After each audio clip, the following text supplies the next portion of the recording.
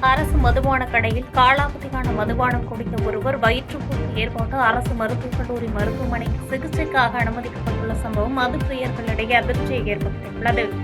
திண்டுக்கல் மாவட்டம் சிலுவத்தூர் சாலை உத்தனம்பட்டி பிரிவில் செயல்பட்டு வரும் மதுபான கடையில் மதுபானம் வாங்கி அருந்திய வேள்நார்கோட்டை பகுதியைச் சேர்ந்த விஜயகுமார் என்பவருக்கு திடீரென வாந்தி, மயக்கம் மற்றும் வயிற்றுப்போக்கு ஏற்பட்டுள்ளது. இது தொடர்பாக பாதிக்கப்பட்ட நபர் அளித்த புகாரின் பேரில் திண்டுக்கல் தாலுகா காவல் நிலைய போலீசார் சம்பந்தப்பட்ட அரசு மதுபான கடையில் சோதனை நடத்தினர்.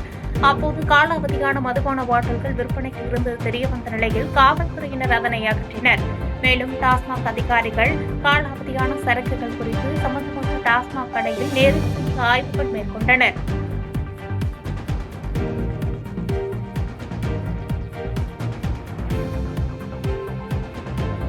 பாதகம் செய்பவரை கண்டால் நாம் பயம் கொள்ளலாகாது பாப்பா.